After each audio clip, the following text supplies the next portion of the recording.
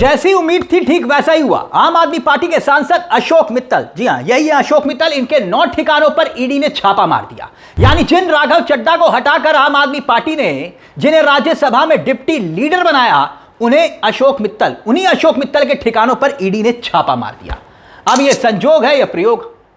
आम आदमी पार्टी इसे बीजेपी चुनाव से पहले बीजेपी की तैयारी बता रही है। पंजाब चुनाव से पहले बीजेपी की तैयारी, यानी मोदी और शाह पर एक बार फिर से वही आरोप यह कि विरोधियों को जानबूझकर जांच एजेंसियों का दुरुपयोग कर उनका जो है राजनीतिक इस्तेमाल कर इसलिए किया जाता है क्योंकि राजनीतिक विरोधियों को ठिकाने लगाया जा सके, यानी विरोधियों को ठिकाने लगाया जा सके, इसलिए यह सब कुछ हो रहा है। अब अरविंद केजरीवाल से लेकर भगवंत मान, संजय सिंह, मनीष सिसोदिया क्या कुछ कह रहे हैं इस पूरे मामले को लेकर, एक एक का बयान हम आपको दिखाएंगे। मगर पहले जरा मामला क्या है वो समझ लीजिए।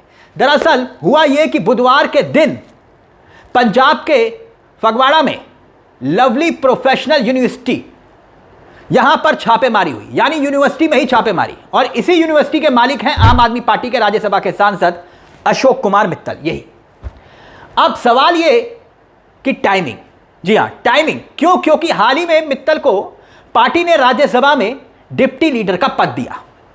उन्होंने इस पद पर राघव चड्ढा की जगह ली, उन्हीं राघव चड्ढा की जिनकी बीजेपी नेताओं से नजदीकियों की खबरें उड़ रही हैं। तो बताया जाता है कि भाई कभी भी वो बीजेपी ज्वाइन कर सकते हैं। तो सवाल यह कि राघव चड्ढा को जलालत झेलनी पड़ी, उसका बदला क्या बीजेपी आम आदमी पार्टी के उसी नेता से ले रही है जिन्हें राघव चड्ढा की जगह पर राज्यसभा में डिप्टी लीडर का पद मिला। देखिए, पार्टी के सबसे बड़े चेहरे हैं अरविंद केजरीवाल। अरविंद केजरीवाल ने सोशल मीडिया एक्स पर क्या लिखा, और फिर भगवंत मान, संजय सिंह, मनीष सिसोदिया क्या कुछ कह रहे हैं वो भी आपको बताएंगे। लेकिन पहले देखिए अरविंद केजरीवाल क्या लिखते हैं। अरविंद केजरीवाल ने लिखा कि मोदी जी ने पंजाब में चुनावों की तैयारी शुरू कर दी है, लेकिन पंजाब के लोग यह बर्दाश्त नहीं करेंगे, बीजेपी को इसका करारा जवाब देंगे। यानी अरविंद केजरीवाल कह रहे हैं कि यह जो सीधे तौर पर छापेमारी की गई है यह पंजाब चुनाव से पहले की तैयारी है। अब जबकि भगवंत मान, देखिए मुख्यमंत्री पंजाब क्या कुछ कह रहे हैं। भगवंत मान ने लिखा कि भाजपा द्वारा पंजाब चुनाव की तैयारी शुरू, आम आदमी पार्टी के राज्यसभा के सांसद अशोक मित्तल के घर और यूनिवर्सिटी में ईडी की रेड, टिपिकल मोदी स्टाइल। हम वो पत्ते नहीं जो शाखा से टूटकर गिर जाएंगे, आंधियों को कह दो अपनी औकात में रहें। कौन कह रहा है? भगवंत मान ने यह लिखा। अब दिलचस्प बात यह है कि अभी हाल ही में ईडी के ही केस में, याद कीजिए 27 फरवरी 2026 को दिल्ली की राउस एवेन्यू कोर्ट ने शराब नीति घोटाले मामले में पूर्व मुख्यमंत्री अरविंद केजरीवाल और मनीष सिसोदिया दोनों को बरी कर दिया था। तब कोर्ट ने यही बात कही थी कि सबूतों के अभाव और सीबीआई जांच में गंभीर खामियां, और इसके बाद सभी आरोपियों को राहत मिल गई। केजरीवाल ने तब भी उस वक्त ये कहा था, और बेहद भावुक हुए थे केजरीवाल, यही कहा था कि भाई ये सत्य की जीत हुई है, मैंने कभी बेईमानी नहीं की। हालांकि सीबीआई ने इस फैसले के खिलाफ हाई कोर्ट में अपील दायर कर दी है, उन्हीं की कोर्ट में जिनके ऊपर खुद अरविंद केजरीवाल ने आरोप लगाए हैं। उस पर भी हम आएंगे, उसमें भी एक बड़ा अपडेट है। लेकिन राजनीतिक साजिश का क्या पर्दाफाश का जिक्र किया गया था। और याद करिए, संजय सिंह दिल्ली शराब नीति मामले में लगभग 6 महीने तक जेल में रहे। सुप्रीम कोर्ट ने 2 अप्रैल 2024 को राज्यसभा के सांसद संजय सिंह को जमानत दे दी थी।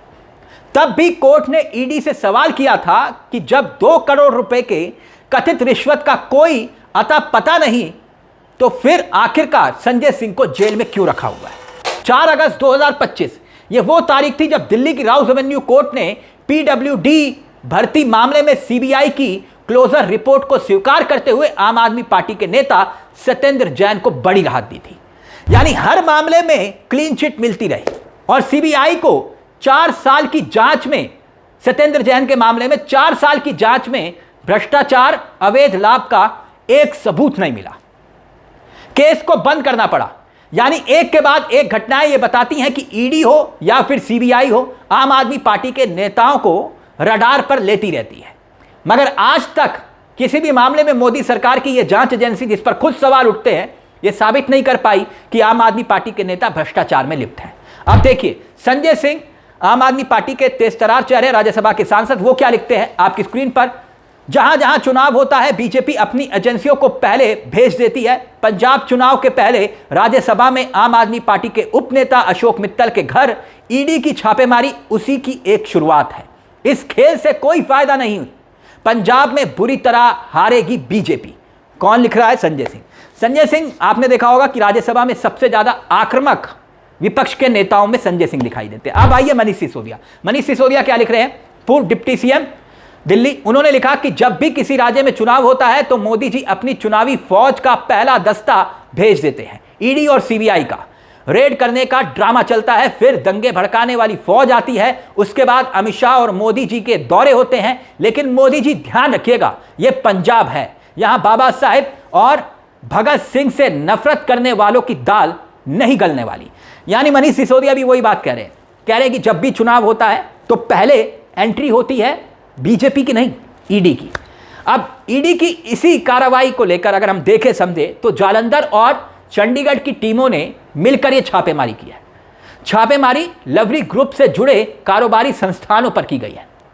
बड़ी बात यह है कि राघव चड्ढा की भूमिका को लेकर खड़े हुए सवालों के बीच जब आम आदमी पार्टी ने अशोक मित्तल को जिम्मा दिया राज्यसभा में, तो फिर एकाएक ये छापेमारी पर सवाल उठना लाजमी है। और बड़ी बात यह है कि वैसे भी कुछ घंटे पहले हाई कोर्ट में क्या हुआ था, कितना बवाल हुआ। अरविंद केजरीवाल ने जिस तरह से जस्टिस स्वर्णकांता शर्मा पर ही सवाल उठाए, उनके आरएसएस के कार्यक्रमों में जाने की बात कही, पूरे देश ने देखा। और अब पूरे देश में उस मुद्दे को लेकर बहस छिड़ी हुई है कि क्या मोदी सरकार न्यायपालिका के जरिए राजनीतिक विरोधियों को निपटा रही है। और बड़ी खबर इसी मामले में वो ये कि जस्टिस स्वर्णकांता शर्मा की कोर्ट में अरविंद केजरीवाल ने एक और एफिडेविट दे दिया है। ये एफिडेविट देखिए, आपकी स्क्रीन पर है, आप देख सकते हैं। और इस एफिडेविट में अरविंद केजरीवाल ने कहा है कि जज के दोनों, यानी कि जस्टिस स्वर्णकांता के दोनों बच्चे जो सरकार के वकील हैं, तुषार मेहता बड़े वकील हैं, उनके अंडर में काम करते हैं। यानी तुषार मेहता के अंडर में खुद जस्टिस के बच्चे काम कर रहे हैं और तुषार मेहता उनको केस देते हैं। ऐसे में जज के लिए तुषार मेहता के खिलाफ कोई भी फैसला देना मुश्किल होगा। इसलिए अरविंद केजरीवाल और आम आदमी पार्टी कह रही है, एफिडेविट जारी किया है कि जस्टिस स्वर्णकांता से न्याय की उम्मीद हरगिज नहीं है। वहीं देखिए दिलीप पांडे ट्वीट में क्या लिखते हैं। वो लिखते हैं कि गजब की खुलेआम गुंडाई है भाजपा की। देखिए कितनी तेजी से इन स्टार प्रचारक पंजाब में कूद पड़े।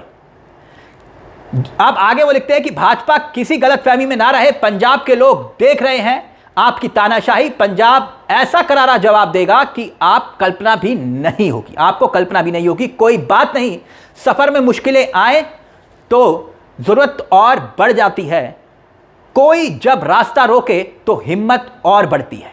लड़ेंगे जीतेंगे। तो आम आदमी पार्टी के नेता कह रहे हैं कि आप कुछ भी कर लो, जीतेंगे तो हम ही।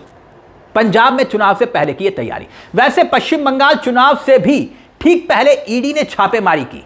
गौर करिएगा, पश्चिम बंगाल में तब ममता बनर्जी उस वक्त चट्टान की तरह सामने खड़ी हो गई। जहां छापा डल रहा था वहीं ममता बनर्जी पहुंच गई। वैसे कई कोर्ट के आदेश आ चुके हैं, कई कोर्ट के टिप्पणियां आ चुकी हैं, जिससे यह पता चलता है कि यह जांच एजेंसी बेलगाम हो चुकी है।